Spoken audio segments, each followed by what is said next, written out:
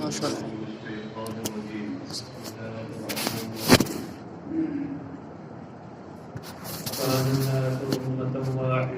فبعث الله النبيين مبشرين ومنذرين. لوگ ایک امت تھے. کیا مطلب ہے لوگ ایک امت تھے؟ یعنی علی الایمان، سب کے سب لوگ ایمان پر تھے، سب مومن تھے. فاختلفوا بأن آمن بعضهم وكفر بعض. یہ جو فاختلفوا بأن آمن بعضهم وكفر بعض تفسیر کی ہے امام جلال الدین سیوطی نے. یہ بعد میں وما اختلف فیہ، بلکہ اس سے پہلے ہی ہے فیما اختلفوا فیہ. اس سے سمجھ میں آیا کہ بعد میں اختلاف. اور قانون الناس امۃ واحدہ کی تعبیر بھی بتا دیں کہ پہلے سے بعد میں گزر ہو. تو مفسر کہتے ہیں کہ پھر ان میں اختلاف ہو گیا کہ کچھ ایمان لائے اور کچھ کافر ہو گئے. یہ کس وقت کی بات ہے؟ سب سے صحیح تفسیر یہ ہے کہ یہ حضرت آدم کے سے لے کر حضرت نوح کے درمیان کا معاملہ ہے. اس وقت تک اور بھی مختلف روایات ہیں، ان میں سب سے مضبوط روایت یہی مضبوط قول یہی. فبعث اللہ النبیین، تو اللہ نے نبیوں کو بھیجا مبشرین و منذرین، خوشخبری دیتے ہوئے. خوشخبری کسی کو کسی بات کی دی جاتی ہے.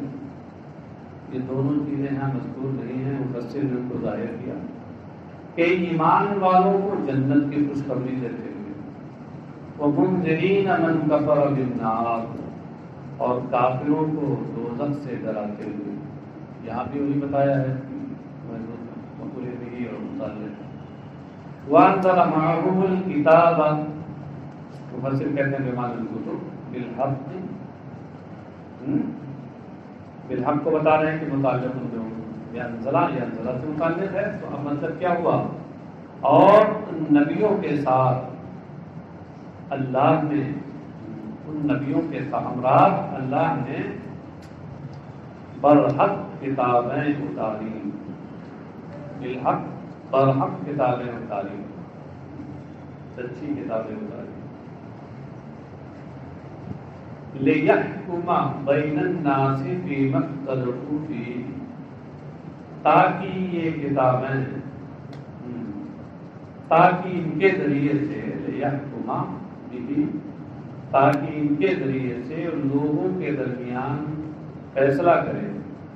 فِيمَا اخْتَلَفُوا فِيهِ، اس دین کے معاملے میں جس میں انہوں نے اختلاف کیا. یہ میرا دین فیما میں ماں کا بیان ہے. دین کے معاملے میں جو انہوں نے اختلاف کیا ان کتابوں کے ذریعے سے اس کا فیصلہ ہو کہ جو کتابوں کے مطابق ہوگا وہ حق پہ ہے اور جو کتابوں کے مطابق نہیں ہے وہ ناحق ہے. وَمَا اخْتَلَفَ فِيهِ أَيْ الدِّينِ إِلَّا الَّذِينَ أُوتُوهُ مِن بَعْدِ مَا جَاءَتْهُمُ الْبَيِّنَةُ. اور یہ خیال کیجیے کہ یہ جو آگے إِلَّا الَّذِينَ أُوتُوهُ آ رہا ہے، الذین اوتوہ یہ اللہ کے بعد مستثنیٰ ہے، مستثنیٰ مقرر ہے. اور من بعد ما جاءتهم البینات بغیا بینہم، اس کا تعلق اختلافہ سے ہے، اوتو سے نہیں ہے.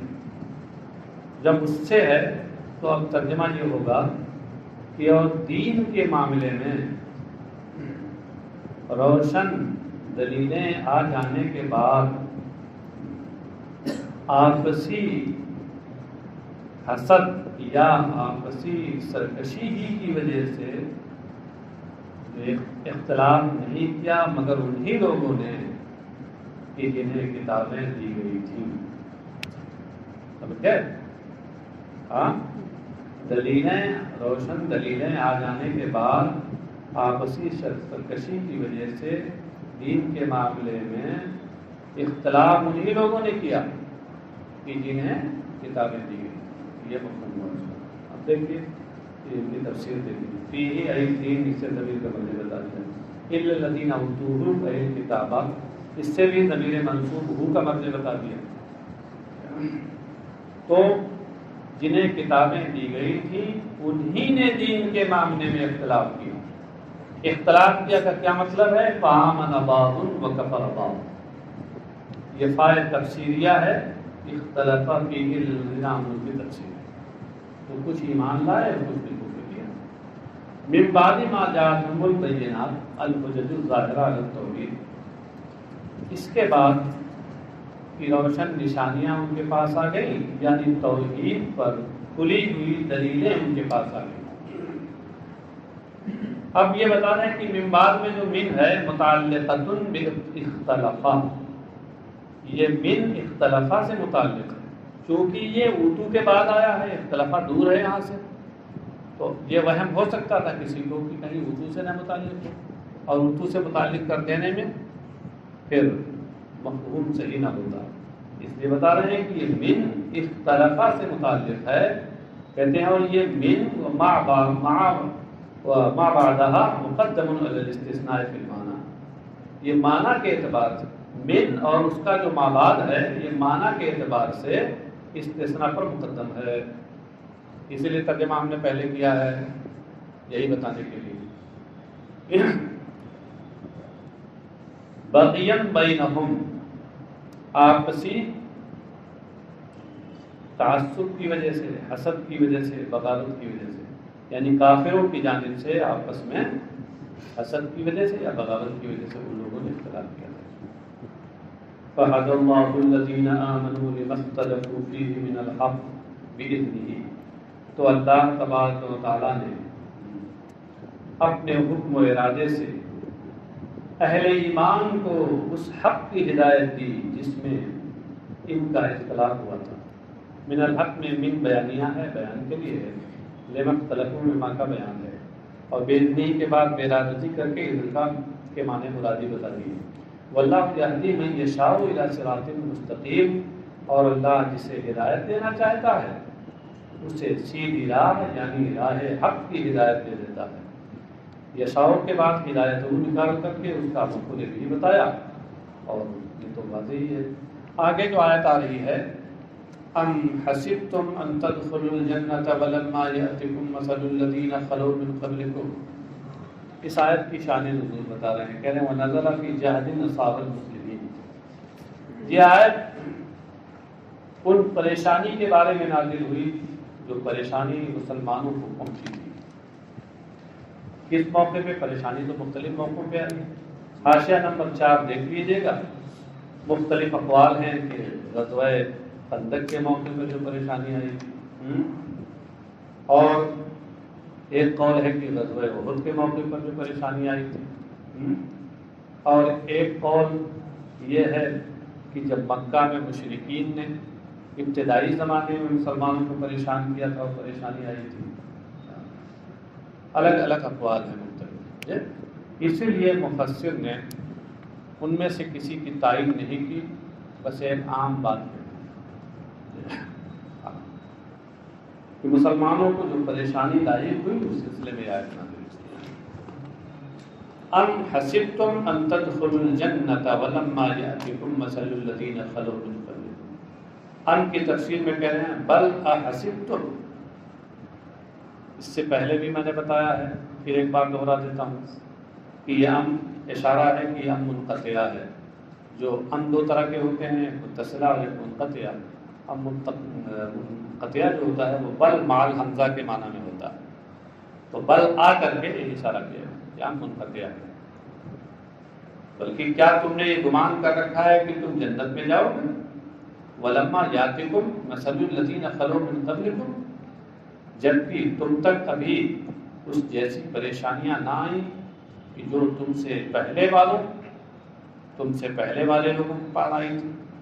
لما کے بعد لم نکال کر اشارہ کیا کہ جس طرح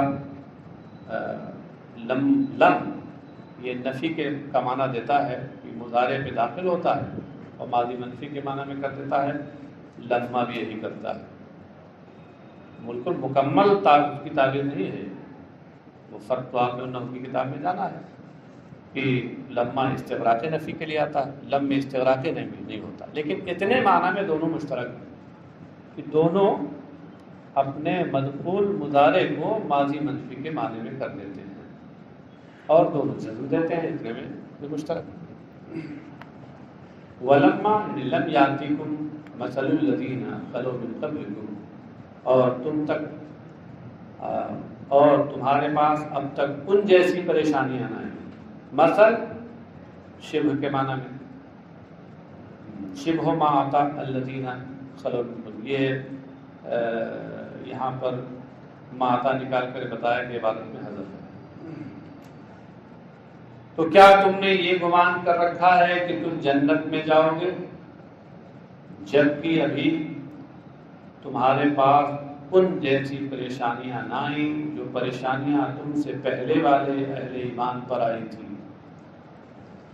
من المومنین اور من المحن دونوں من بیانیاں ہیں۔ پہلا والا جو من المومنین ہے یہ بیان ہے الذین خلو کا، اور من المحن یہ بیان ہے مثل کا، مثل الذین، سمجھ گئے؟ محن محنتن کی جمع ہے جس کے معنی پریشانیاں۔ فتصبروا کما صبروا، کہ تم صبر کرتے جیسے انہوں نے صبر کیا۔ کیا مطلب ہے کہ بغیر امتحان دیے ہوئے اور بغیر پریشانی میں پڑے ہوئے کیا تم چاہتے ہو کہ تم گمان کرتے ہو کہ جنت میں چلے جاؤ گے؟ ایسا نہیں ہوگا۔ ہاں، العطایا علی متن البلایا، عطیات اور داد و دہش یہ آزمائشوں کی پشت پر ہوتی ہے۔ آزمائشوں کی پشت پر سوار ہو کے پریشانیاں جھیلو گے تو عطیات ملیں گے۔ بی اے اور ایم اے کا امتحان دو گے تو اس کا تم کو سند اس کی ملے گی۔ اب تم چاہو کہ ہم کے جی میں پڑھیں اور بی اے کی سند مل جائے، کیسے مل جائے گی؟ کچھ نہ پڑھیں اور سند مل جائے سب ہم کو، یہ کیسے ہو سکتا؟ مستہم البأساء والضراء، مستہم اس کہتے ہیں جملۃ مستانفہ مبینۃ لما قبلها، یہ جملہ مستانفہ ہے جو اپنے ما قبل کو بیان کرنے والا ہے۔ مطلب کیا ہے؟ یعنی اوپر یہ آیا کہ کیا تم نے یہ گمان کر رکھا ہے کہ یوں ہی جنت میں داخل ہو جائے گے، پریشانی میں نہیں پڑو گے جیسے پہلے کے لوگ پریشانی میں پڑے؟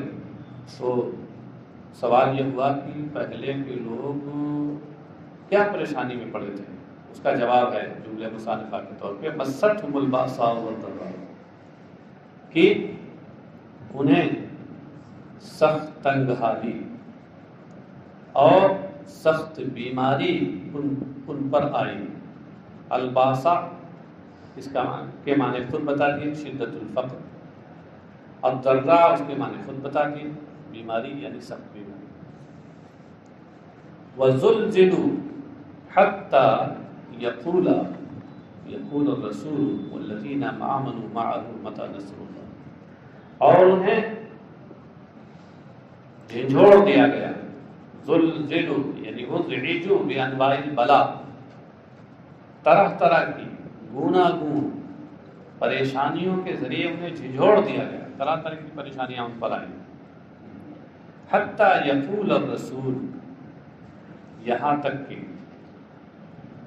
رسول نے کہا والذین آمنوا معه، اور ان لوگوں نے جو ان کے ساتھ ایمان والے تھے انہوں نے کہا متی نصر اللہ، اللہ کی مدد کب آئے گی؟ یعنی ایسی پریشانی میں اور ایسی بلاؤں اور آزمائشوں میں ڈالے گئے کہ یہ لوگ کہنے لگے کہ اللہ نے جو وعدہ کیا ہے کہ اس کی مدد آئے گی، کب آئے گی؟ ہم اس پریشانی میں ہم مدد نہیں آ رہی ہے۔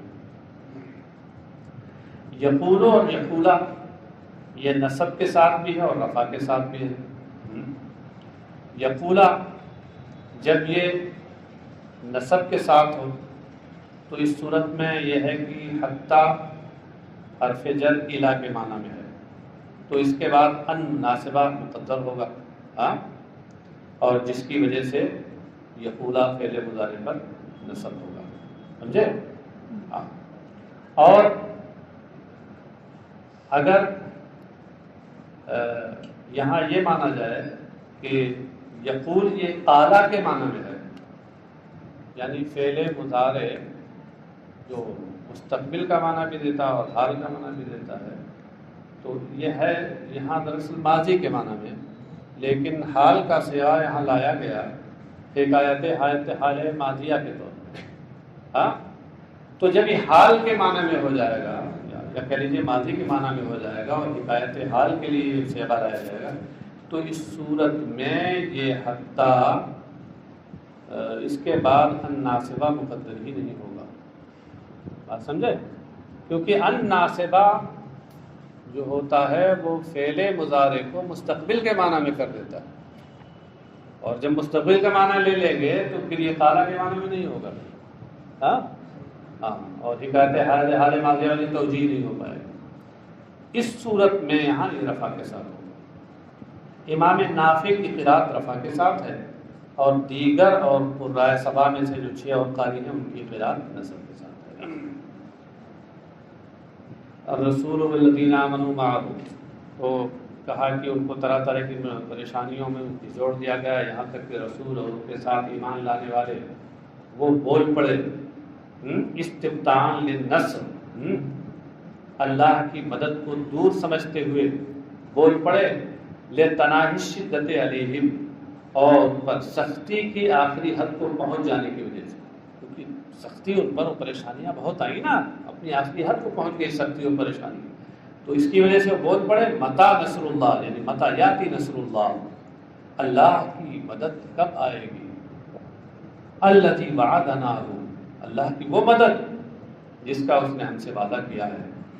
فَأُجِيبُ مِنْ قَبَلِ اللَّهِ تعالی، تو اللہ تعالیٰ کی جانب سے ان لوگوں کو جواب دیا گیا کہ الا ان نصر اللہ قریب، یعنی قریب اتیانہ، سنو اللہ کی مدد کا آنا قریب ہے، اللہ کی مدد آیا ہی چاہتی ہے، قریب ہے بالکل۔ یہ قریب کے بعد اتیانہ کا فاعل نکلا ہے۔ یسألونک ماذا ينفقون، اے محمد صلی اللہ علیہ وسلم آپ سے پوچھتے ہیں کہ کیا خرچ کریں، ماذا یعنی ملذی ينفقون، اس سے اشارہ کیا کیا، اذا یہاں الذی کے معنی میں ہے، وہ کون سی چیز ہے جو اسے خرچ کریں۔ کہتے ہیں والسائل عمرو بن جموح وكان شيخا ذا مال فسأل النبي صلی اللہ علیہ وسلم عما ينفق وعلى من ينفق، اور یہ پوچھنے والے حضرت عمرو بن جموح تھے، اور یہ عمر دراز شخص، عمر دراز مالدار شخص تھے، بڑے مالدار تھے، عمر کی آخری منزل میں تھے، تو انہوں نے نبی اکرم صلی اللہ علیہ وسلم سے پوچھا تھا کہ عما ينفق، اس کے بعد چیز کے بارے میں پوچھا جو وہ خرچ کریں، وعلی من ينفق، کس پر خرچ کریں، یعنی ان کے سوال میں دو جز تھے، کتنا خرچ کریں، کیا خرچ کریں، اور کس پر خرچ کریں، سمجھے، دونوں چیزیں۔ قل، یہاں سے اس وقت جب یہ آیت نازل ہوئی تو ان کی دونوں باتوں کا جواب دیا گیا۔ قل ما انفقتم من خیر، قل ما انفقتم من خیر، اس میں پہلی بات کا جواب ہو گیا، کیا خرچ کریں، تعین نہیں کی گئی، یہ بتایا گیا جو چاہو خرچ کرو، عام رکھا گیا۔ اور فَلِلْوَالِدَيْنِ وَالْأَقْرَبِينَ وَالْيَتَامَى وَالْمَسَاكِينِ وَابْنِ السَّبِيلِ، اس میں ان کے دوسری بات کا جواب دے دیا گیا کہ کس پر خرچ کریں۔ اب دیکھیے آیت کا ترجمہ اور اس کے ساتھ تفصیل، تو کہتے ہیں قُلْ لَهُمْ، آپ ان سے فرما دیجئے، مَا أَنفَقْتُم مِّن خَيْرٍ بَيَانٌ لِمَا شَامِلٌ لِلْقَلِيلِ وَالْكَثِيرِ، من خیر میں خیر جو ہے یہ ما انفقتم میں ما کا بیان ہے جو قلیل اور کثیر سب کو شامل ہے، جی، تو مطلب کیا ہوا کہ جو بھی مال تم خرچ کرو، خیر سے مراد مال، وفیہ بیان المنفق الذی هو احد شقی السوال، اور اس میں مال منفق مقدار انفاق کا بیان ہے جو سوال کی دو شقوں میں سے ایک ہے۔ سوال میں دو باتیں پوچھی گئی تھی نا، ان میں سے ایک یہ پوچھا گیا تھا کہ منفق کیا ہے، یعنی مقدار کیا ہو، کتنا خرچ کریں، اس کا جواب اس نے دیا گیا۔ وَأَجَابَ عَنِ الْمَصْرِفِ الَّذِي هُوَ الشِّقُّ الْآخَرُ، بقولہ فللوالدین والاقربین، اور مصرف کے بارے میں اللہ تعالیٰ نے جواب دیا. مصرف جو اس سوال کی دوسری شق تھی، اس کے بارے میں جواب دیا بقولہ، اپنے اس ارشاد کے ذریعے کہ فللوالدین والدین والاقربین والیتامی والمساکین، کہ جو مال بھی تم خرچ کرو، قلیل کثیر جو بھی خرچ کرو، وہ والدین کے لیے، رشتہ داروں کے لیے، یتیموں اور مسکینوں اور مسافروں کے لیے.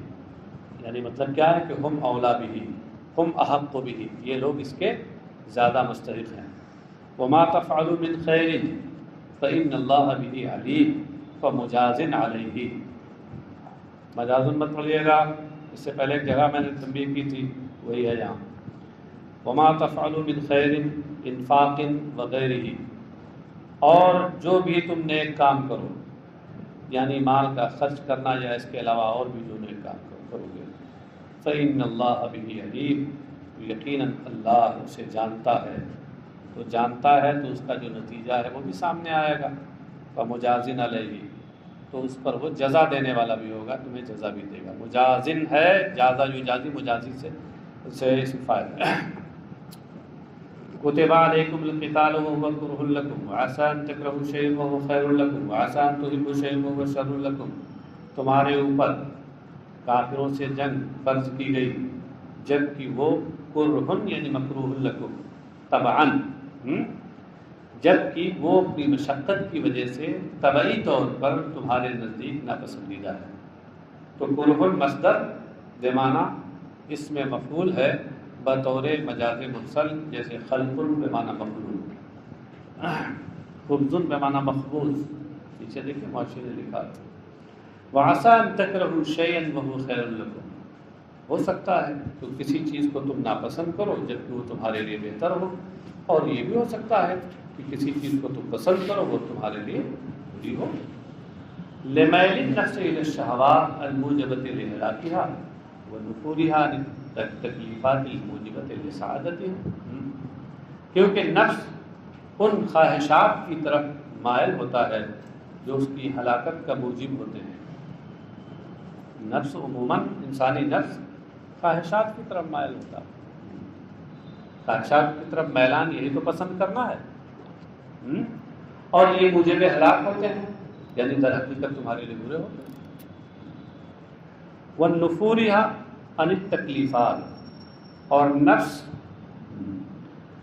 تکلیفات سے، احکام الہی یعنی پریشانی والے جو احکام ہیں ان سے بدکتا ہے، نفرت کرتا ہے. نفور کا معنی بدکنا، نفرت کرنا. الموجبہ لسعادتها، ان تکلیفات سے بدکتا اور نفرت کرتا ہے جو اس کی سرخروئی اور اس کی کامیابی کا موجب ہے. نفس کی کامیابی اور سرخروئی کا موجب ہے. فلعل لکم فی القتال وَإِن كَرِهْتُمُوهُ خَيْرًا فَلَعَلَّ لَكُمْ خَيْرًا، لعل کا اسم مؤخر ہے خیرن، اور آگے اسی طرح کی ترکیب اور آ رہی ہے نیچے، وَفِي تَرْكِهِ وَإِنْ أَحْبَبْتُمُوهُ شَرًّا، یعنی لعل فی ترکہ شرًا. اب چلیے اب ترجمہ دیکھیے. تو ہو سکتا ہے کہ جنگ میں تمہارے لیے بھلائی ہو اگرچہ تم اس جنگ کو ناپسند کرتے ہو. لعل کا اس میں مؤخر ہے. ہو سکتا ہے کہ جنگ میں اگرچہ جنگ کو تم ناپسند کرتے ہو اس میں تمہارے لیے بھلائی ہو. لأن فيه إما الظفر أو الغنیمة أو الشهادة والأجر، یہ انا کا اس میں مؤخر ہے اس لیے کہ اس جنگ میں اور جہاد میں یا تو تمہارے لیے فتح اور کامیابی اور مال غنیمت ہے، اور یا شہادت اور اجر و ثواب ہے. جہاد کرو گے تو یا تو فتح و کامراں ہوگے، کامرانی اور کامیابی تمہیں نصیب ہوگی اور ساتھ ہی ساتھ مال غنیمت، اور یا اگر شہید ہوئے تو شہادت کا اجر و ثواب پاؤ گے. بہرحال تمہارے لیے مفید ہے. وفی ترکہ یعنی ترک القتال، اس کا عطف ہے فی القتال پر. لعل لکم فی القتال لعل لکم فی ترکہ، اور شاید جہاد چھوڑ دینے میں اگرچہ تم اسے پسند کرتے ہو، کس کو؟ چھوڑنے کو، اس کو پسند کرتے ہو، شاید اس کے چھوڑ دینے میں تمہارے لیے برائی یعنی تمہارا نقصان، لأن فيه الذل والفقر والمحنہ، نہیں کیا ہے جی حرمان، حرمان الاجر، حرمان محن نہیں، حرمان الاجر مٹا ہوا اس کو بنا لیجیے گا، اس لیے کہ اس میں ذلت و رسوائی اور غربت اور اجر و ثواب سے محرومی ہے، حرمان الاجر۔ واللہ یعلم وانتم لا تعلمون، اللہ جانتا ہے، یعلموں کا مفعول بھی محذوف ہے، اس کو ظاہر کیا مفسر نے، اللہ اسے جانتا ہے جو تمہارے لیے بہتر ہے، وانتم لا تعلمون ذالک، اور تم اسے نہیں جانتے، فبادروا الی ما یامرکم بہ، تو پھر تمہیں جس بات کا وہ حکم دیتا ہے اس کی طرف تم سبقت کرو۔ آگے جو آیت آ رہی ہے یسألونک عن الشہر الحرام قتال فیہ، کہ آپ لوگ سے ماہ حرام میں جنگ کے بارے میں پوچھتے ہیں، کوئی قتال فیہ کبیر، یہ جو آگے آیت آ رہی ہے اس کی شان نزول بتا رہے ہیں کہ ارسل النبی صلی اللہ علیہ وسلم اول سرایاہ وامر علیہ عبد اللہ بن جہش فقاتلوا المشرکین وقتلوا ابن الحضرمی فی آخر یوم من جمادی الآخرہ۔ نبی اکرم صلی اللہ علیہ وسلم نے سب سے پہلا سریہ روانہ فرمایا۔ سریہ علماء سیر کی اصطلاح میں اس ٹکڑی کو کہتے ہیں، اس فوج کو کہتے ہیں جس میں نبی اکرم صلی اللہ علیہ وسلم بدر سے نفیر شامل نہ ہوں، اور اسی کے مقابلے میں غزوہ آتا ہے، غزوہ اس فوج کو کہتے ہیں کہ جس میں نبی اکرم صلی اللہ تعالی وسلم بذات خود شامل ہیں۔ اس میں خود شامل نہیں ہوئے تھے، سرکار نے حضرت عبداللہ ابن جہش کے ساتھ کچھ لوگوں کو روانہ کیا تھا۔ یہ اس وقت کا معاملہ ہے جب جنگ بدر سے پہلے یہ قریش کے لوگ شام کے تجارتی سفر پہ گئے تھے اور وہاں سے بہت سا مال لے کر کے آ رہے تھے واپس، تو اس وقت سرکار نے ان سے کہا کہ جاؤ ذرا سا پتہ لگاؤ جا کے خبر لو کہ کیا ہے۔ تو انہوں نے خبر لینے کا مطلب کچھ اور سمجھ لیا، زیادہ خبر لے لی، گئے وہاں اور اس کے بعد حملہ کر دیا اور ابن حضرمی جو اس قافلے کا سردار تھا اس کو مارا اور لوگوں کو زخمی کیا اور سب مال غنیمت لے کے چلے آئے، سمجھے؟ جب مال غنیمت لے کے چلے آئے تو اس وقت چونکہ وہ تاریخ جو تھی وہ ماہ جمادی الآخرہ کی آخری تاریخ تھی، در حقیقت نہیں، وہ رجب کی پہلی تاریخ تھی اور ان لوگوں نے چاند دیکھا نہیں تھا تو یہ سمجھے کہ جمادی الآخرہ کی آخری تاریخ ہے، ابھی شہر حرام شروع نہیں ہوا ہے، لہذا ابھی جنگ آج سورج ڈوبنے تک ہمارے لیے موقع ہے کہ ہم جنگ کر لیں، اور ان سے چنانچہ یہ سوچ کر کے اور انہوں نے جنگ کی اور اس کے کا جو سربراہ تھا عبداللہ یہ ابن حضرمی اس کو مارا اور سب مال لے کے آ گئے، اور جب یہاں آئے ادھر کفار مکہ کو پورے معلوم ہوا تو کہنے لگے یہ دیکھیے مسلمان اتنے گزر گئے، ساری اخلاقیات بالائے طاق رکھتی، یہ اشہر حرم جن کو سارے عرب محترم سمجھتے تھے اور اس میں جنگ بندی کا اعلان رہتا تھا، جنگ بندی ہوتی رہتی تھی، جنگ نہیں ہوتی، دیکھیے اس میں بھی انہوں نے جنگ کر لی۔ جب صحابہ تک کی بات پہنچی، نبی اکرم صلی اللہ علیہ وسلم تک کی بات پہنچی تو ان لوگوں نے بھی اس کو ناپسند کیا، اور سرکار نے کہا کہ میں نے تم سے جنگ کرنے کے لیے تو نہیں کہا تھا، یہ مانے غنیمت یہ ہمیں قبول نہیں۔ اس موقع پر یہ عبداللہ ابن جہش بہت پریشان تھے، اللہ تبارک تعالیٰ کی طرف سے یہ آیت نازل۔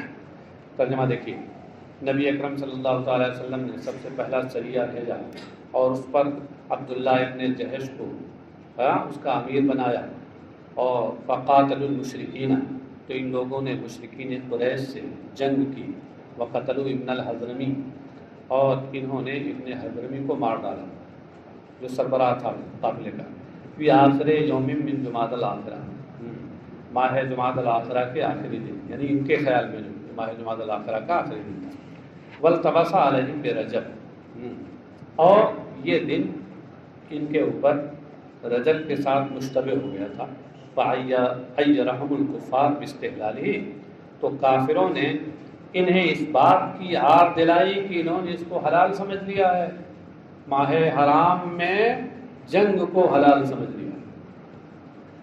فنزل، تو یہ آیت نازل ہوئی، آر دلائی کا مطلب ہے تہمت لگائی، الزام لگایا۔ یسألونک عن الشہر الحرام المحرم قتال فیہ، یہ قتال فیہ یہ بدل استعمال ہے الشہر الحرام سے، اور حرام محرم کے معنی میں ہے بطور مجاز مرسل، یہ آپ سے ماہ حرام میں جنگ کے بارے میں پوچھتے ہیں، قل لہم قتال فیہ کبیر، آپ ان سے کہہ دیجئے کہ ماہ حرام میں جنگ کرنا یہ بہت بڑی بات ہے۔ تو قتال فیہ مبتدا ہے، کبیر یہ خبر ہے، کبیر بمعنی عظیم، کبیر یعنی عظیم وزرن، یہ بہت بڑی چیز ہے، یعنی بڑے گناہ کا کام ہے، یہ خبر ہو گئی، کہتے ہیں مبتدا و خبر، یہ مبتدا و خبر، قتال فیہ ہے مبتدا، کبیر خبر، مبتدا خبر ہو گیا، کہتے ہیں وصد عن سبیل اللہ وکفر بہ والمسجد الحرام واخراج اہلہ منہ اکبر عند اللہ، یہاں دیکھیے اکبر عند اللہ یہ خبر ہے، اور اس سے پہلے سب معطوف علیہ معطوفات سے مل کر یہ مبتدا، اسی کو یہ بتا رہے ہیں، کہتے ہیں وصد مبتدا، صد یہ مبتدا ہے، مبتدا کا مطلب کیا ہے، یعنی اپنے ماں باپ معطوفات کے ساتھ مل کر مبتدا ہے، اور اس کی خبر اکبر و آگے آ رہی ہے۔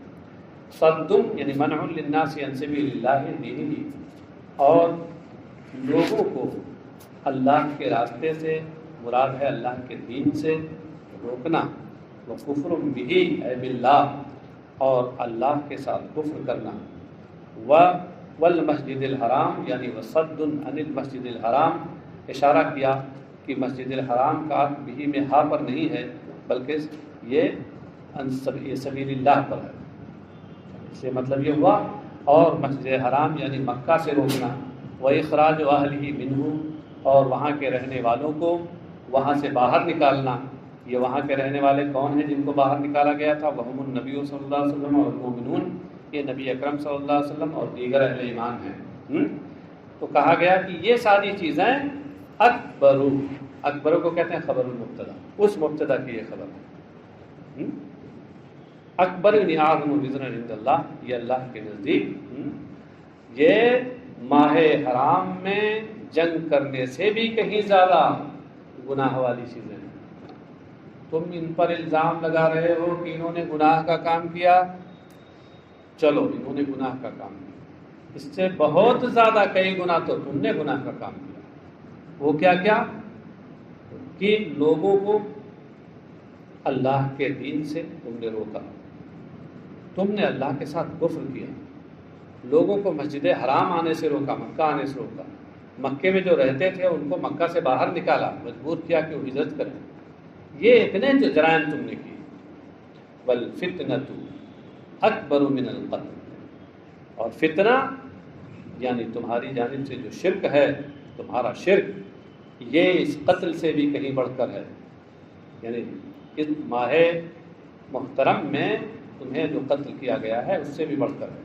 وَلَا يَزَالُونَ يُقَاتِلُونَكُمْ حَتَّى يَرُدُّوكُمْ عَنْ دِينِكُمْ إِنِ اسْتَطَاعُوا، اور یہ کفار اے اہل ایمان، یقاتلونکم میں کم جو ضمیر ہے اس میں خطاب کس سے ہے یہ بتانے کے لیے ایھا المؤمنون نکالا کہ اہل ایمان یہ کفار تم سے جنگ کرتے رہیں گے، حتیٰ یردوکم عن دینکم، حتیٰ کے بعد کئی نکال کر یہ بتایا کہ یہاں یہ سببیہ والے معنی میں ہے، تاکہ تمہیں تمہارے دین سے پھیر دیں، الی الکفر، کفر کی طرف پھیر دیں، ان استطاعوا، اگر ان کا بس چلے، اگر ان کی طاقت ہو، ومن یرتد منکم عن دینہ فیمت وہو کافر فاولئک حبطت اعمالهم فی الدنیا والآخرہ، اور تم میں سے جو دین سے پھر جائے اور پھر کفر کی حالت میں مرے، فاولئک حبطت اعمالهم فی الدنیا والآخرہ، تو یہی وہ لوگ ہیں کہ دنیا اور آخرت میں جن کے اعمال اکارت ہو گئے یعنی باطل ہو گئے، اعمال یعنی اعمال صالحہ، اعمال میں جو اضافت ہے برائے خارجی ہے، اعمال سے مراد اعمال صالحہ، فلا اعتداد بها ولا ثواب علیہا، تو نہ ان کا شمار ہے کوئی اور نہ ان پر ثواب ہے، یہ سب اکارت ہو گئے، ضائع ہو گئے۔ ہاں اب یہاں آپ دیکھیے یہ کہتے ہیں فیمت وہو کافر، تو کفر کی حالت میں مرے، تو کفر کی حالت میں مرنا یہاں وہ ہوا کافر، موت کو حالت کفر کے ساتھ مقید کیا گیا، کیونکہ حال ذوالحال کے لیے قید بنتا ہے، سمجھے؟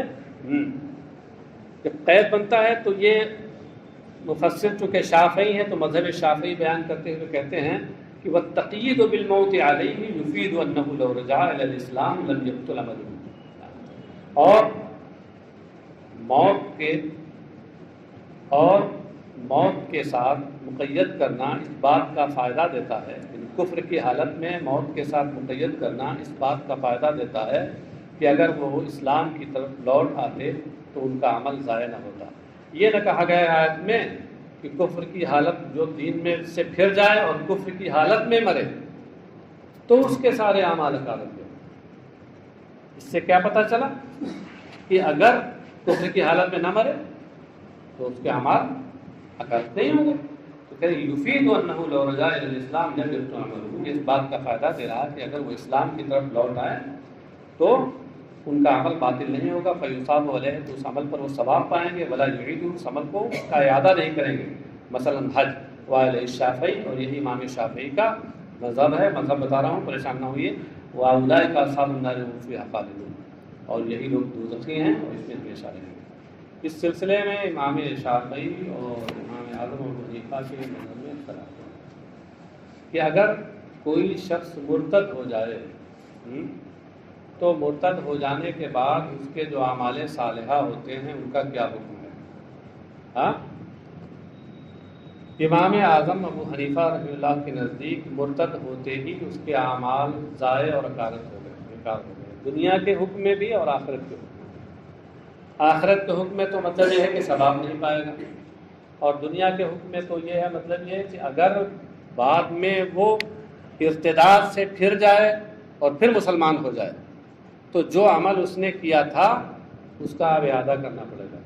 مثلا حج کر چکا تھا پہلے، جسے یہاں مثلا حج کہا ہے، حج کر چکا تھا پہلے، فریضہ حج ادا کر چکا تھا، اور معاذ اللہ مرتد ہو گیا، اور پھر اللہ نے توفیق دی، ایمان لے آیا پھر، تو اب امام شافعی کے یہاں حج کا اعادہ نہیں ہے، ہاں کیونکہ ان کے یہاں دنیا و آخرت کے معاملے میں اعمال اس وقت اکارت و باطل ہوتے ہیں جب ایمان کفر کی حالت میں اس کی موت ہو، اور یہ تو مرتد ہونے کے بعد پھر اسلام لے آیا، تو کفر کی حالت میں تو مرا نہیں، اس لیے اس کے جو اعمال ہیں سابقہ وہ بحال رہیں گے۔